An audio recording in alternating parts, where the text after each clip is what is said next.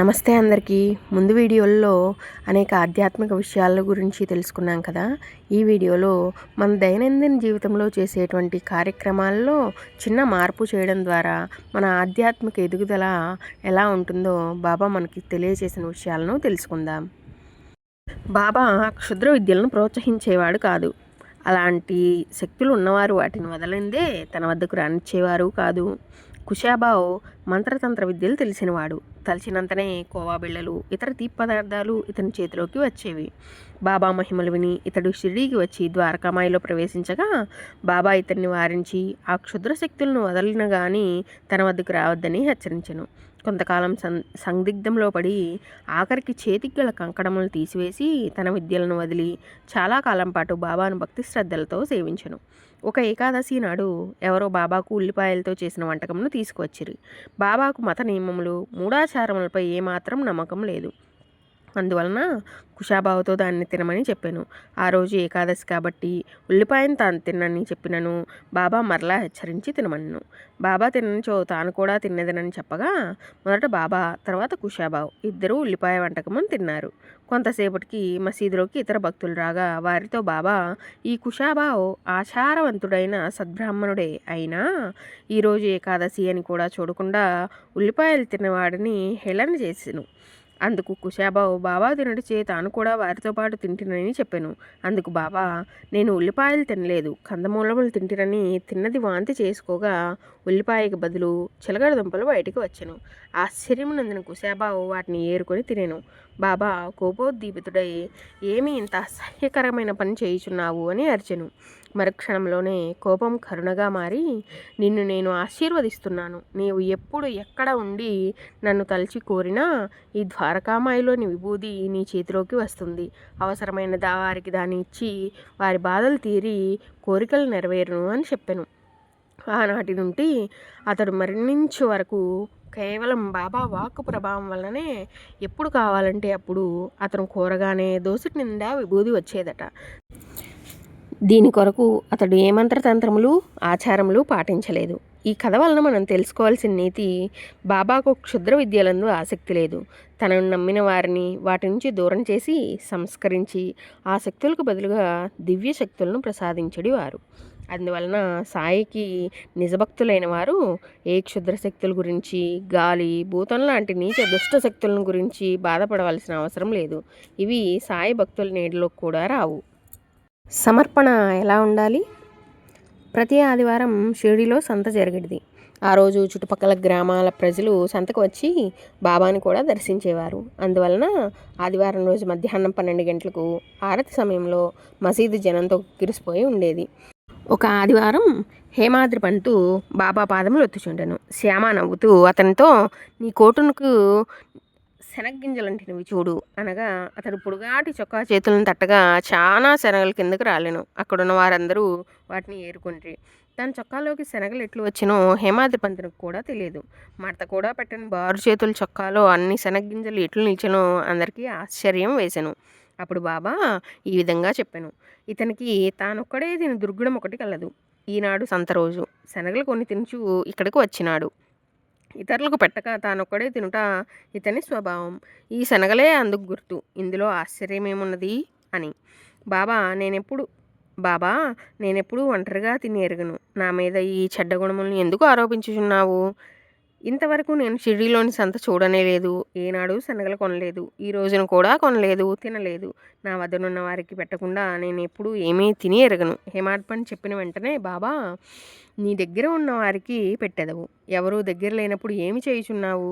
నీవు ఏదైనా తినుటకు ముందు నన్ను తలుచుంటివా? నేనెప్పుడు నీ దగ్గరే ఉంటాను కదా, మరి నీవు తినుటకు ముందుగా నాకు అర్పించుచున్నావా?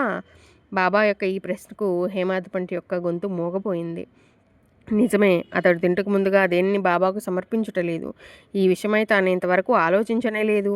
తన జీవిత సర్వస్వం బాబాగానే భావించినప్పుడు ప్రత్యక్షంగా ఈ అర్పణ అవసరమా? అతని మదిలో ఈ ఆలోచన మొదలవగానే బాబా తిరిగి అతనితో ఇట్లా, నేను పంచేంద్రియముల కంటే ముందుగానే మనస్సు, బుద్ధి విషయములపై వాలి వాటి వాసనను అనుభవించును. విషయ వాసనలను వదిలి పంచేంద్రియములు ఉండలేవు. అందువలన విషయమును ఇంద్రియములకు మధ్య భగవంతుని ఒక అడ్డుగా పెట్టినచో మనస్సు యొక్క పరుగు వేగము తగ్గును. ఏదైనాను ముందు భగవంతునికి సమర్పించినచో దాని యందు వ్యామోహము తగ్గును. ఇట్టి భౌతిక విషయముల్లోనే కాక కామ క్రోధ లోభ మోహాలదులు కూడా గురువును కర్పించి క్రమముగా చిత్తవృత్తులన్నీ నశించును. దీనివలన విషయ విచక్షణ జ్ఞానము కలిగి చక్కని గుణశీలములు వృద్ధి అగును. సద్గుణముల వలన దేవుని యందు నిశ్చల ప్రేమ పెరుగును. దైవానుగ్రహం వలన నేను దేహిని కాను అను సత్యం దర్శనమగును. అప్పుడు మాత్రమే బుద్ధి శుద్ధ చైతన్యంలో లీనమవును. ఇదే ఏకాత్మ భావన. మొదట నేను వేరు, విషయ వస్తువు వేరు అనే భావన ఉండును. అందువలనే వేరుగా కనిపించే విషయ వస్తువు కొరకు మనసు పరుగులు పెడుతుంది. నేను బయట గల విషయ వస్తువును ఒక్కటే అనే ఏకాత్మ భావన కలిగినప్పుడు, తనకు వేరైనది బయట లేదు అని తెలుసుకోగలిగినప్పుడు, తన రూపమే బయట అనేక విధాలుగా ఉన్నదనే సత్యాన్ని గ్రహించగలిగినప్పుడు మనస్సు దేని కొరకు ఎటు పరుగులు తీయవలసిన అవసరం ఉండదు. ఉన్నతమైన ఈ స్థితికి మనిషి చేరుటకు మొదట సర్వం భగవదార్పణం అనే తొలి సాధన కార్యక్రమంలో ప్రారంభించాలి. మీ ఆలోచనకు, ఆశయాలకు, జీవిత గమనానికి నన్నే లక్ష్యంగా చేసుకుని మీరు పంచేంద్రియముల ద్వారా పొందే ప్రతి అనుభవాన్ని నాకు సమర్పించాలి. లేనిచో మీ ఇంద్రియములను జయించలేక కోరికలకు బానిసలై తప్పుదారిన పడు ప్రమాదం వచ్చును. బాబా యొక్క ఈ చక్కని ఉపదేశం కేవలం హేమాద్రి పంతునికే కాదు, ఈనాడు మన అందరికీ వర్తించును. ఈనాటికే కాదు, ఈ భూమిపై మానవ జీవితం ఉన్నంత వరకు ప్రతి మనిషికి అవసరమైన జ్ఞానబోధలు ఇవి. బాబా సర్వజ్ఞత. బాబాను కొలిచే భక్తులను బాబా వెన్నంటి ఎలా ఉంటారో చూద్దామా. గోవా నుండి ఇద్దరు పెద్ద మనుషులు షిరిడీకి వచ్చారు. వారిలో ఒకరిని బాబా 15 రూపాయలు దక్షిణ అడిగాను, ఇంకొకరు 35 రూపాయలు ఇచ్చాను. అతని దక్షిణ సాయి స్వీకరించలేదు. ఇంతలో శ్యామ కల్పించుకొని, ఇద్దరూ కలిసి వచ్చిన ఒకరి దక్షిణ స్వీకరించి ఇంకొకరిది నిరాకరించితివి, ఈ భేదభావం ఎందుకని ప్రశ్నించను. నేను ఎవరి వద్ద నుండి ఏమీ కోరను, మసీదు మాత బాకీని కోరును. ఆమె ఎవరి నుండి దక్షిణ కోరునో వారినే అడుగుదను. బాకీ ఉన్నవాడు చెల్లించి విమోచన పొందును. నేను ఇల్లు, ఆస్తి, కుటుంబము లేనివాడను. నేను ధనమును కూడబెట్టరాదు. భక్తుల మొక్కుల ద్వారా పడిన బాకీని తీర్చుటే వారి వద్ద నుండి దక్షిణ తీసుకొందునని బాబా సమాధానం చెప్పాను. ఇంకను వారిట్లు చెప్పారు, రుణము, శత్రుత్వము, హత్యాదోషము అనుభవించే తీరవలెను. తప్పించుకున్న మార్గమే లేదు. నేను దక్షిణ అడిగి పుచ్చుకున్నవాడు మొదట చాలా పేదవాడు. ఉద్యోగం దొరికినచో మొదటి నెల జీతము తన ఇష్టదైవమునకు ఇచ్చేదని మొక్కుకొనెను. నెలకు 15 రూపాయల ఉద్యోగము దొరికి అది క్రమముగా పెరుగుతూ 700 రూపాయలకు చేరుకొనెను. అయినను అతడు మొక్కు తీర్చలేదు. అది కర్మఫలమే. అతను చేసిన కర్మఫలమే ఇక్కడకు ఈడ్చుకొని వచ్చాను. అతని మొక్కు బాకీనే ఇప్పుడు నేను అడిగి తీసుకుంటునని చెప్పాను. ఆ తర్వాత తనదైన వింత పద్ధతిలో వేరొక కథను ఈ విధంగా చెప్పాను. ఒకనాడు నేను గాఢ నిద్రలో ఉండగా ఒక మనిషి రాతి పలకను తొలగించి గోడకు కన్నం వేసి 30 రూపాయలు దొంగిలించెను. నేను చాలా బాధపడితిని. నా బ్రాహ్మణుడే దాన్ని దొంగిలించనని అనుకుంటుని. నా మనసు పాడైనది. భోజనము, నీరు కూడా రుచించలేదు. ఒక ఫకీరు నా పద్ధతి చూసి ఈ విధంగా చెప్పెను, నేను ఒక ఫకీరు చిరునామాను ఇచ్చెదను. వారిని కలిసినచో వారి సహాయం వలన పోయిన నీ ద్రవ్యము తిరిగి వచ్చును. అప్పటి వరకు నీకు ఇష్టమైన ఒక వంటకము తింటా మానివేయమని చెప్పెను.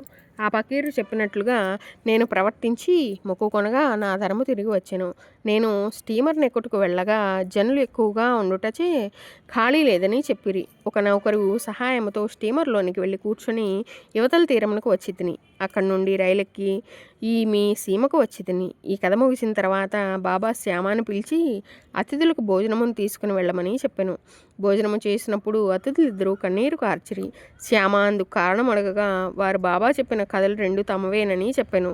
మొదటివాడు నాకు ఉద్యోగం వచ్చిన దత్తదేవునికి మొదటి నెల జీతం ఇచ్చేదనని మొక్కుకుంటుని. వెంటనే 15 రూపాయల ఉద్యోగం వచ్చెను. క్రమంగా పెరిగి 700 అయ్యెను. నా మొక్కును మరచుటచే బాబా నాకు గుర్తు చేసి నా నుండి దక్షిణ తీసుకొని నన్ను రుణ విముక్తుని చేశానని చెప్పెను. రెండవవాడు తన కథ ఇట్లు చెప్పెను, నా వంట బ్రాహ్మణుడు నా వద్ద 25 సంవత్సరాలు నమ్మకంగా పనిచేసెను. కానీ ఒకనాడు నా ఇంటికి కన్నం వేసి 30,000 రూపాయల కరెన్సీ నోట్లను దొంగిలించెను. నేను చాలా భయపడితిని, ఏడ్చుచూ కూర్చుంటిని. ఒకనాడు ఒక ఫకీరు వచ్చి షిరిడీ సాయిబాబాను ప్రార్థించి పైకం తిరిగి వచ్చునని చెప్పాను. అంతవరకు నీకు ఇష్టమైన వంటకం తినకని మొక్కుకొనమని చెప్పాను. వారి సలహా పాటించగా వంటవాడు మనసు మార్చుకుని మొత్తం పైకం తెచ్చి ఇచ్చి క్షమింపమని కోరెను. బాబా దర్శనం కొరకు గోవాలో స్టీమర్ ఎక్క ప్రయత్నించగా కెప్టెన్ ఖాళీ లేదని చెప్పాను. అతను అంతకు ముందెన్నడూ పరిచయం లేని నౌకరు వలన స్టీమర్లో సీటు సంపాదించితనని చెప్పాను. కానీ ఎక్కడో జరిగిన విషయములన్నీ బాబాకు ఎట్లు తెలియనని అందరూ ఆశ్చర్యపడిరి.